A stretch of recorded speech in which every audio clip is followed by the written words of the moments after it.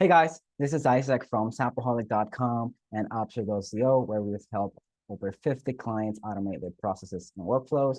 And in this video, I want to walk you through a quick tutorial on how do you go about deleting a record directly from Zapier. Deleting an Airtable record, I should say, directly from Zapier. If you've ever tried to delete a record on Zapier, you might have noticed that there's actually no such action in their native integration. And this is something that we've been requesting for years, honestly. Every time we sort of face something similar, but there's a way around it, and it's relatively easy to set up if you know how to just read a basic API documentation. So let's go through it. Since it's not here, you will actually have to use Airtable's API. If you don't know what an API is, an API, the way I like to explain it, it's like a login page for a robot or for a program. So you have the user interface where you see your login page, you put your credentials, you go in and click or delete or remove or add anything within that tool. And an API, it's an application program interface, which similarly, a robot, you have to give it its credentials for it to access the data, delete, add, or do anything else you wanted to do. Within Airtable, what you have to know, sorry, within Zapier, what you have to know is that any API you want to access, you'll have to use what's called a webhook. And in this case, the method of the webhook is going to be part of the API documentation that you want to. Basically, the API documentation will tell you what method to use. So in this case, I just opened a simple table, created a record, and let's just say I want to delete this particular record. If you go to Airtable's API, you notice that they have what's called an authentication page, which is, again, if we use that analogy, it's the login page. It's telling you how to log in via a webhook, essentially. And you can see here that it says, I want to get into the details, but this is a header. And in that header, there's an authorization that's better space your token. Now, just recently, Airtable is starting to phase out the traditional tokens, and they have personal access tokens now. But I'm going to walk you through how this is going to look like in Zapier. So I'm just going to put a custom request for now. And you're going to see that there's a header section. And this header section will be there in all the different methods that you choose, a get, a post, a put, whatever it may be. So what the documentation is telling you that you need to have authorization here. And then you have to have better plus your token. So let's put better space.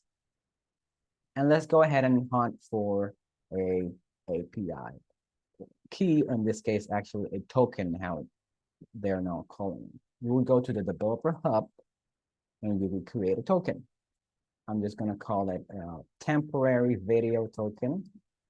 I'm going to make sure to give it the appropriate permissions. So you can see the data. I want to delete records, so it should also give the right permissions. I'm going to create the token. It's very important that you save this if you intend to use it regularly, because this is the only time that it show it to you. So in this case, it's something temporary for me. I'm not going to worry about it, but I'm going to put it here. This is what is going to ensure that we can access the data of your account. Because otherwise, if this wasn't a requirement, it's like your data in Airtable would be publicly available, which of course is not the right way to store data from tools like this. So now, if I go into the documentation again, Airtable's API, you're gonna see under records, there's a delete record. There's also delete multiple records. For this example, just to keep it simple, let's say we're trying to delete a record. What you're going to see is that it's gonna tell me the method. This is the method of the request of the webhook, and this is the URL. It's also going to tell me if there are any parameters I need to add on top of that. So let's go ahead and it's also telling me here what scope it needs. We already picked that earlier, but what I'm gonna do here is now I know the delete method is the right one. I'm gonna go ahead and copy paste this URL. Now, you might notice some variables in brackets. These are things we want to change. And if they're fixed, we are just going to copy and paste them directly from Airtable.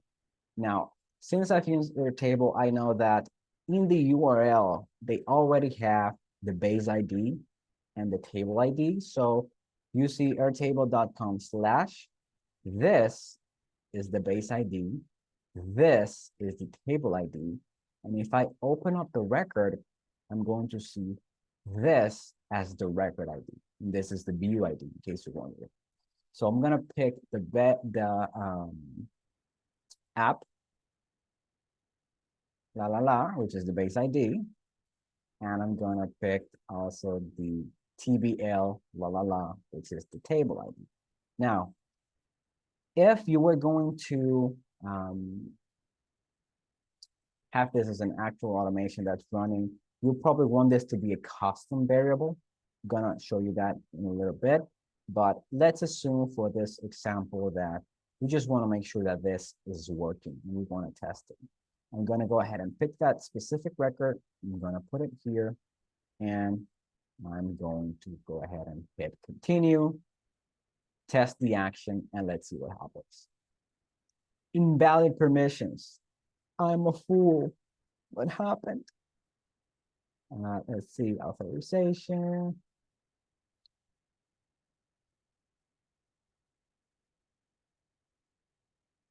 It's interesting. Let's go back here real quick. This is how the response should look like.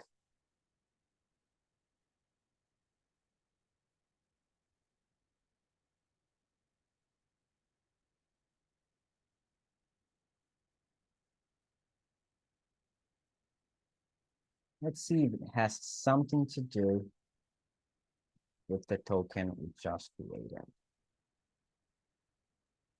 It has the right thing, but it doesn't have access to the base itself, it seems. We gave it the scope, we don't give it the access. Let's go ahead and give it access to the particular base that I'm using. And that was actually one of the reasons why Airtable probably started using tokens. API, it's like API inherently has access to all of the bases you have access to. Now I can limit the access to a specific base. So that makes sense. Let's go ahead and try that again. Test action. And there we have it. Deleted true. If I go back into the table, we will see that that particular record is no longer there. Now, just to give you a quick example of how you would actually set this up, because more than likely you wouldn't want to delete the same record every time.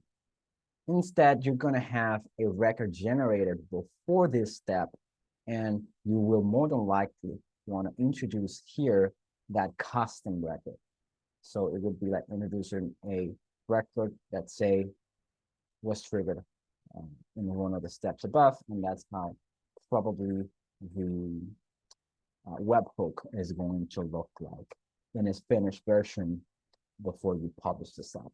So I hope that helped. It's just a quick tutorial I want to share with you because it's something I see a couple of people struggling with, and I myself struggle with it, something like that in the past. So if you've had any questions, feel free to put them in the comment below. If you need any help implementing Zapier and automated the workflow and processes of your business, feel free to check out the first link in the description. And until then, have a nice one.